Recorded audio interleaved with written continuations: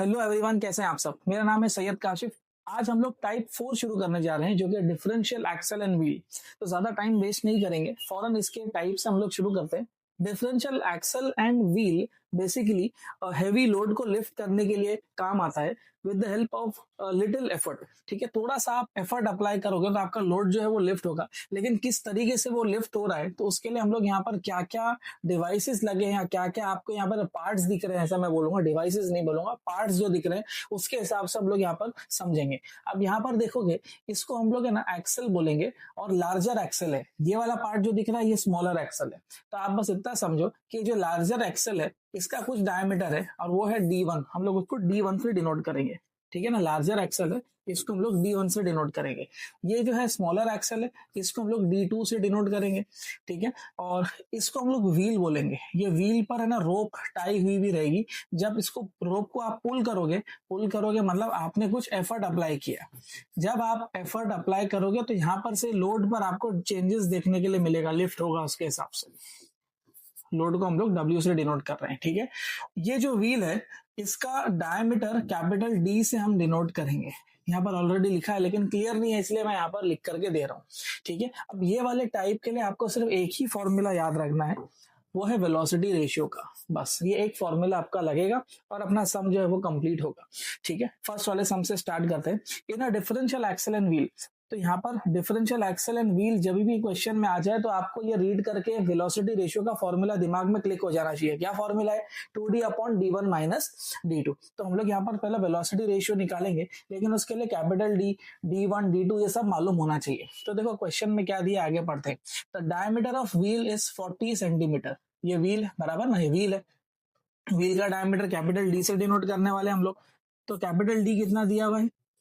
40 centimetre दिया हुआ है। ठीक है, आगे and that of the axles, ठीक है ना, दो एक्सल है, आर 10 सेंटीमीटर एंड 8 सेंटीमीटर।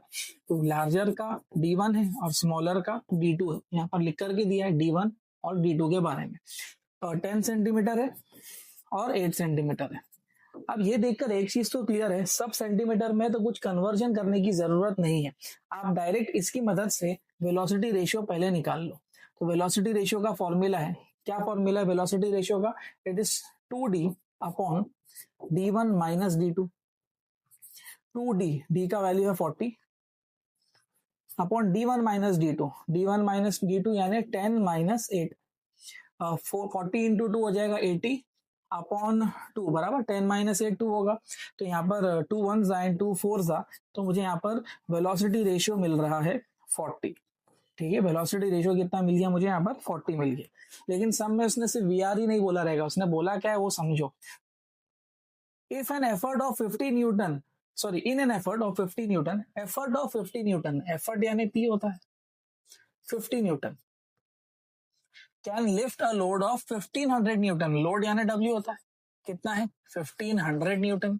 ठीक है, फाइंड द एफिशिएंसी। एफिशिएंसी हम लोग ईटा से डिनोट करते थे, एफिशिएंसी हम लोगों को फाइंड करना है। तो अब एफिशिएंसी फाइंड करने के लिए फॉर्मूला था ना, एफिशिएंसी का फॉर्मूला क्या था? Mechanical advantage upon velocity ratio into 100 बराबर MA अपॉन VR इनटू 100। अब यहाँ पर VR तो है हमारे पास में, एफिशिएंसी फाइंड करना है, MA हमारे पास है नहीं, इसका भी इक्वेशन 1 लिख दो। अब आप आगे बढ़ो, मैकेनिकल एडवांटेज फाइंड करते हैं सबसे पहला। तो आप लोग पूरा लिखना हेडिंग में मैकेनिकल एडवांटेज। और MA का फॉर्मूला क्या है? W upon P। What is W? It is 1500 upon P। P का वैल्यू कितना? 50 दिया हुआ है। इसको कैंसिल करो, 5 1 जा, 5 3 जा 15, तो 30 आ रहा है MA का वैल्यू। MA का वैल्यू हम लोगों को यहाँ पर 30 मिल रहा है। अब एक बार आपको जब MA का वैल्यू मिल चुका है तो आप MA को बस इक्वेशन 1 में सब्स्टिट्यूट कर दो। तो MA भी है, VR भी है, आपको अब क्या मिल जाएगा? एफिशिएंसी। देयरफॉर, या फिर ऐसा लिखो, put in equation 1, therefore efficiency is equal to MA यानी 30, VR यानी 40 into 100।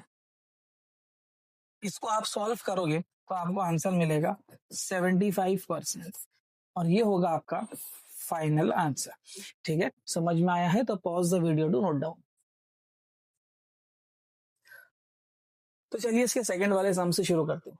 The diameter of wheel in a differential axle and wheel, तो एक चीज क्लियर है, जब डिफरेंशियल एक्सल एंड व्हील के बारे में बात करेगा तो मैंने बताया वीआर का फॉर्मूला दिमाग में आ जाना चाहिए, और वीआर का फॉर्मूला क्या था, 2d upon d1 minus d2। ठीक है, ये फॉर्मूला हम लोगों को याद रखना है। आगे the diameter of wheel, diameter of wheel यानी कैपिटल डी होता था, और ये कितना दिया हुआ, 36 सेंटीमीटर है।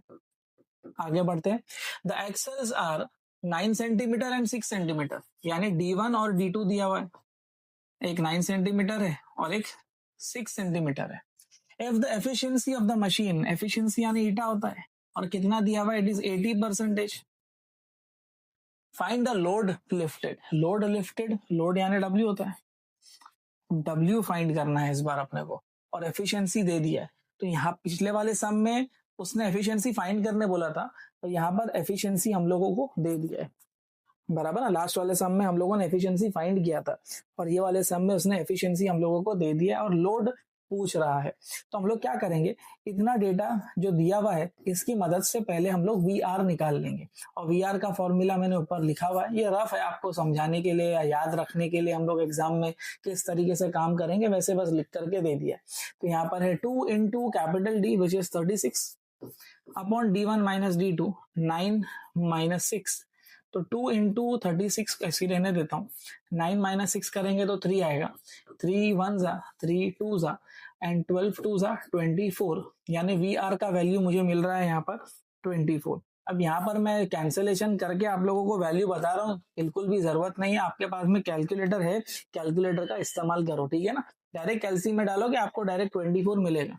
ठीक है, वी आर तो निकाल लिया उसने, लेकिन वी आर नहीं पूछा था, लेकिन उसने पूछा क्या है अपने से, लोड पूछा है। तो लोड निकालने के लिए मैं पहले एफिशिएंसी के पास जाऊंगा, और एफिशिएंसी का फॉर्मूला मालूम होना चाहिए। एफिशिएंसी का फॉर्मूला क्या है, ईटा से डिनोट कर रहे हैं, फॉर्मूला है M A upon V R into 100। ठीक है, अब ये फॉर्मूला अप्लाई करेंगे हम लोग यहाँ पर, किस तरीके से अप्लाई होगा समझते हैं। Efficiency is equal to M A तो है नहीं मेरे पास में, तो एम ए नहीं है तो क्या कर सकते हैं, तो मैं बोलता हूँ आप लोगों को एम ए को यहीं रहने दो।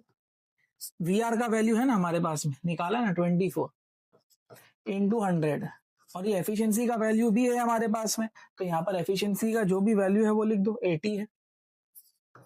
अब एम ए फाइंड करना है अगर, तो आप क्या करो, 80 को 24 से मल्टीप्लाई कर दो, तो ये हो जाएगा 80 इंटू 24 अपॉन 100। तो एम ए का वैल्यू आ जाएगा कैलसी में डालने के बाद 19.2। तो यहाँ से मुझे मैकेनिकल एडवांटेज मिल रहा है, लेकिन उसने मैकेनिकल एडवांटेज नहीं पूछा है, उसने लोड पूछा है। तो लोड निकालने के लिए आप क्या करेंगे, अब यहाँ पर क्वेश्चन में देखो, क्वेश्चन में उसने और कुछ डेटा दिया है, लास्ट में find the load lifted bye an effort of 120 Newton, उसने एक डेटा दिया हुआ है, एफर्ट दिया हुआ है, कितना दिया हुआ है 120 न्यूटन, तो P इज 120 न्यूटन, ठीक है ना, ये दिया हुआ है अपने को। तो मैं सिंपली क्या करूंगा, मैं यहाँ पर एम ए का फॉर्मूला अप्लाई करूंगा, तो एम ए यानी मैकेनिकल एडवांटेज, और फॉर्मूला क्या है डब्ल्यू अपॉन पी, बराबर हम लोगों को डब्ल्यू चाहिए, तो मैं क्या कर दूंगा, पी को बस एम ए से मल्टीप्लाई कर दूंगा। So therefore W is equal to M A into P. What is M A का value, it is 19.2 into P, P यानी एफर्ट होता है, और एफर्ट का वैल्यू हम लोगों को 120 दिया हुआ है, बराबर ऊपर लिखा है यहाँ पर। जब इसको आप कैलसी में डालोगे तो आपको मिलेगा 2304 न्यूटन, और ये होगा आपका फाइनल आंसर। ठीक है, इंपॉर्टेंट सम है, बोर्ड में आ चुका है 4 मार्क्स के लिए, समझ में आया है तो pause the video to note down.